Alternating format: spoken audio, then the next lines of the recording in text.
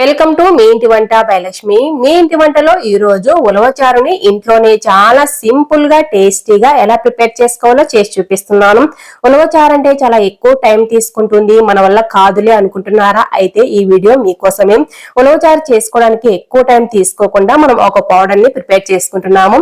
ఇలా పౌడర్ ని ప్రిపేర్ చేసుకున్నామంటే ఎప్పుడు కావాల్సి ఉంటే అప్పుడు చాలా టేస్టీగా ఉండే ఉలవచారును ఇంట్లోనే ప్రిపేర్ చేసుకోవచ్చు. మీరు కూడా మీ ఇంట్లో తప్పకుండా ట్రై చేయండి. మామూలు ప్రాసెస్ లో చేసే ఉలవచారుకి ఈ చారుకి అసలు తేడానే ఉండదు, అంత టేస్టీగా ఉంటుంది. తప్పకుండా ట్రై చేయండి. వీడియోని ఎక్కడ స్కిప్ చేయకుండా చూసిన తర్వాతే ట్రై చేయండి. ఇక మనం లేట్ చేయకుండా వీడియోలోకి వెళ్ళిపోదాము. ఈ ఉలవచారుని ప్రిపేర్ చేసుకోవడానికి ముందుగా ఒక పౌడర్ ప్రిపేర్ చేసుకోవాలి. ఈ పౌడర్ ని ప్రిపేర్ చేసుకోవడానికి ముందుగా స్టవ్ మీద కడాయి పెట్టేసుకుని ఒక కప్పు ఉలవలు తీసుకున్నాను. ఈ ఉలవలు బాగా కడిగేసుకోవాలండి. బాగా తెల్లగా నీళ్లు వచ్చేంత వరకు కడిగేసుకోవాలి. ఉలవల్లో చాలా ఎక్కువగా రాళ్ళు ఉంటాయి కాబట్టి బాగా గాలి చేసుకోవాలి. గాలి చేసుకొని ఇవి కడిగి ఒక జాలీలో వేసేసుకున్నామంటే నీళ్లు ఒరిగిపోతాయి. నీళ్లు ఒరిగిన తర్వాత ఇలా కడాయిలో వేసుకొని స్టవ్ ని ముందుగా హై ఫ్లేమ్ లో పెట్టేసుకొని ఇలా వేయించేసుకోవాలి ఒక 2 నిమిషాల పాటు. తడిగా ఉన్న ఉలవలు ఇలా పొడిలాడుతూ రావాలి. ఇప్పుడు స్టవ్ ని లో ఫ్లేమ్ లో పెట్టేసుకొని కలర్ మారేంత వరకు వేయించేసుకోవాలి. మీడియం కానీ హై ఫ్లేమ్ లో కానీ పెట్టకూడదు. చూసారు కదా, ఇవి ఇంకొద్దిగా కలర్ మారుతాయి. ఇలా కలర్ వచ్చేంత వరకు వేయించేసుకున్న తర్వాత ఒక ప్లేట్ లోకి తీసేసుకోవాలి. ఈ ఉలవలు వేయించేటప్పుడు ఇలా కలర్ వచ్చేటప్పటికి చాలా మంచి సువాసన అనేది వచ్చేస్తుంది. అలాగే చిటపటలాడుతూ కూడా ఉంటాయి. ఇప్పుడు వీటిని ఒక పళ్ళెంలోకి వేసేసుకుంటున్నాను. ఇలా వేసుకున్న తర్వాత ఇప్పుడు ఇదే కడాయిలోనే 1/2 కప్పు ధనియాలు వేస్తున్నాను. అలాగే 1/2 కప్పు జీలకర్ర కూడా వేస్తున్నాను. 1/2 కప్పు మిరియాలు కూడా వేస్తున్నాను. వీటిని కూడా స్టవ్ ని లో ఫ్లేమ్ లో పెట్టేసుకొని దూరగా వేయించుకోవాలి. వీటినే కానీ మాడనివ్వకూడదు. మీడియం కానీ హై ఫ్లేమ్ లో కానీ పెట్టకూడదు. అప్పుడే లోపల వరకు చాలా బాగా వేగిపోతాయి. ఇలా వేయించుకున్న వాటిని ముందుగా ఉలవలు వేయించుకున్నాం కదా, అందులోకి వేసేస్తున్నాను. ఇలా వేసుకున్న వాటిని పూర్తిగా చల్లారనివ్వాలి. వెంటనే వేడిగా ఉన్నప్పుడే గ్రైండ్ చేయకూడదు. సరిగా గ్రైండ్ అవ్వవు, మెత్తగా రాదు. అలాగే ఆవిరి పట్టేస్తూ ఉంటుంది. పొడి కూడా ఎక్కువ రోజులు నిల్వ ఉండదు. కాబట్టి పూర్తిగా చల్లారనివ్వాలి. పూర్తిగా చల్లారిన తర్వాతనే మనము మిక్సీ జార్లో వేస్తే బాగా మెత్తగా గ్రైండ్ అయిపోతుంది.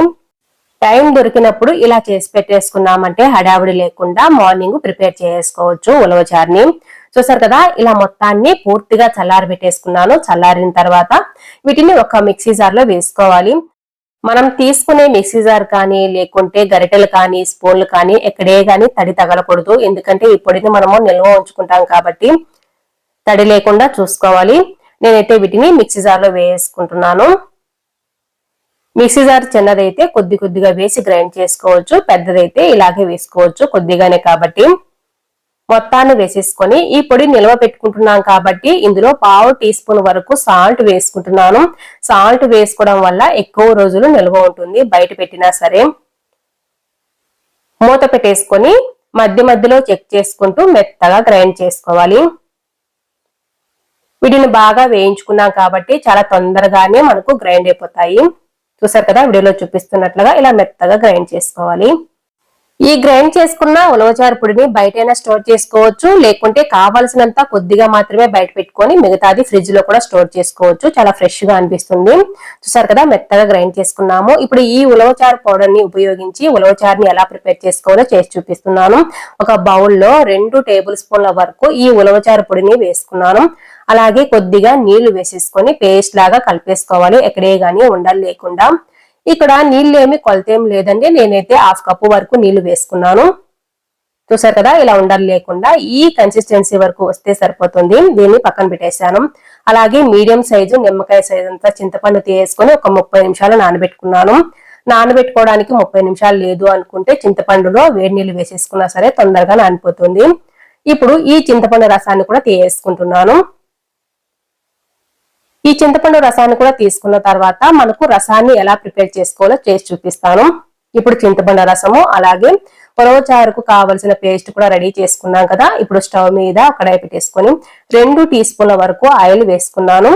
ఆయిల్ వేడిన తర్వాత 1 టీ స్పూన్ పోపు దినుసులు వేసాను. ఆవాలు, జీలకర్ర, మినపప్పు, శనగపప్పు కలిపి ఉంది. మీడియం సైజు ఉల్లిపాయను చిన్న ముక్కలా కట్ చేసి వేసుకున్నాను. అలాగే 2 పచ్చిమిరపకాయలు నిలువుగా కట్ చేసి వేసుకున్నాను. ఒక 5-6 వెల్లుల్లి రెబ్బలను బాగా దంచి వేసుకున్నాను కచ్చాపచ్చాగా. మంచి ఫ్లేవర్ లో ఉంటుంది ఈ చారు. స్టవ్ ని లో టు మీడియం ఫ్లేమ్ కి అడ్జస్ట్ చేసుకుంటూ పచ్చివాసన పోయేంత వరకు వేయించేసుకున్న తర్వాత ఒక చిటికెడంతా ఇంగు కూడా వేసుకున్నాను. ఉల్లిపాయలు ఎర్రగా వేయించుకోవాల్సిన అవసరం ఉండదు, కొద్దిగా కలర్ మారితే సరిపోతుంది. ఇలా వచ్చిన తర్వాత 2 మీడియం సైజు టమాటాలను చిన్న ముక్కలుగా కట్ చేసి వేసుకున్నాను. ఇప్పుడు ఇందులోని ఒక 2 టీ స్పూన్ల వరకు సాల్ట్ వేసుకుంటున్నాను. 1/2 టీ స్పూన్ వరకు పసుపు కూడా వేసుకోవాలి. మీ రుచికి సరిపడా వేసుకోవచ్చు సాల్ట్. టమాటాలు మెత్తబడేంత వరకు ఇలాగే కలుపుకుంటూ ఉండాలి. స్టవ్ ని లో టు మీడియం ఫ్లేమ్ కి అడ్జస్ట్ చేసుకుంటూ టమాటాలు మధ్యలో తగులుతూ ఉంటే మీకు నచ్చినట్టయితే అలాగే కూడా ఉంచుకోవచ్చు. నేనైతే టమాటాలు మెత్తబడేంత వరకు ఉడికించుకుంటున్నాను. గరిటెతో ఇలా అన్నామంటే మెత్తబడినంతా పేస్ట్ లాగా వచ్చేస్తుంది. ఇప్పుడు కొద్దిగా కరివేపాకు కూడా వేసుకున్నాను. ఇలాగే కలుపుకుంటూ ఉన్నామంటే టమాటాలు మెత్తబడిపోతాయి. టమాటాలు మెత్తబడిన తర్వాత 1/2 టీ స్పూన్ కారపొడి కూడా వేసుకొని మొత్తం బాగా కలిసేటట్టు కలిపేస్తున్నాను. చూసారు కదా, ఇలా టమాటాలు బాగా మెత్తబడిన తర్వాత చింతపండు రసాన్ని ఇందులో వేసేసుకోవాలి. ఇలా వేసేసుకున్న తర్వాత మొత్తం బాగా కలిసేటట్టు కలిపేసుకొని మరిగేంత వరకు మరిగించుకోవాలి. చూసారు కదా, ఇలా మరుగుతూ ఉన్నప్పుడు ముందుగా మనము ఉలవచారు పొడిని వేసి పేస్ట్ లాగా కలిపెట్టుకున్నాం కదా, ఈ పేస్ట్ ని మళ్ళీ ఒకసారి బాగా కలిపేసుకొని ఇందులో వేసేసుకోవాలి. ఈ కప్పులోనే ఇంకా 1 కప్పు నీళ్లు వేసేసుకొని బాగా కలిపేసి వేసుకుంటున్నాను. మనకు కన్సిస్టెన్సీ కావాల్సిన దాన్ని బట్టి వేసుకోవచ్చు. మనకు ఉడికే కొద్దీ ఇంకా చిక్కబడుతుంది కాబట్టి ముందుగా కొద్దిగా పల్చగా చేస్తున్నాను. మరి ఎక్కువ పల్చగా ఉండకూడదు, ఉలవచారు చిక్కగానే ఉంటుంది. ఇంత పల్చగా ఉంటే సరిపోతుంది. ఇప్పుడు ఇందులో కొద్దిగా బెల్లం వేస్తున్నాను. బెల్లం వేసుకోవడం వల్ల టేస్ట్ బ్యాలెన్స్ అవుతుంది, మరి ఎక్కువ వేసుకోకూడదు. స్టవ్ ని లో టు మీడియం ఫ్లేమ్ కి అడ్జస్ట్ చేసుకుంటూ 10 నిమిషాలు బాగా మరగనివ్వాలి. అప్పుడే ఉలవచారు చాలా బాగా చిక్కగా టేస్టీగా వస్తుంది. తప్పకుండా ట్రై చేయండి. మీరు ట్రై చేసే ముందు వీడియోను మాత్రం ఎక్కడ స్కిప్ చేయకుండా చూసిన తర్వాతే ట్రై చేయండి. చివరగా కొద్దిగా కొత్తిమీర వేసుకొని మొత్తం బాగా కలిసేటట్టు కలిపేస్తున్నాను. ఈ చారు చల్లారే కొద్దీ ఇంకా చిక్కబడుతుంది. ఇక్కడ మనకు చూసారు కదా, చుట్టూ ఉన్న దాన్ని కూడా తీసేసుకుంటూ కలుపుకుంటూ ఉండాలి. మనకు చారు ఈ కన్సిస్టెన్సీలో ఉంటే సరిపోతుంది. చల్లారిన తర్వాత ఇంకొద్దిగా చిక్కబడుతుంది. అంతేనండి, చాలా సింపుల్ గా ఉలవచారుని ఇంట్లోనే ప్రిపేర్ చేసుకున్నాం కదా, మీరు కూడా మీ ఇంట్లో తప్పకుండా ట్రై చేయండి. ఇప్పుడైతే స్టవ్ ఆఫ్ చేసుకొని సర్వింగ్ బౌల్ లోకి తీసేసుకుంటున్నాను. ఎక్కువ హడావిడి లేకుండా చాలా సింపుల్ గా ఇంట్లోనే ఉలవచారుని ప్రిపేర్ చేసుకోవచ్చు. ఒక్కసారి ఈ ఉలవచారు పొడిని చేసి పెట్టుకున్నామంటే నెల రోజులైనా నిల్వ ఉంటుందండి. బయటైనా పెట్టుకోవచ్చు, లేకుంటే ఫ్రిడ్జ్ లో అయినా స్టోర్ చేసుకోవచ్చు. ఫ్రిడ్జ్ లో పెట్టుకున్నామంటే ఎక్కువ రోజులు నిల్వ ఉంటుంది, ఇంకా ఫ్రెష్ గా కూడా ఉంటుంది. తప్పకుండా ట్రై చేయండి.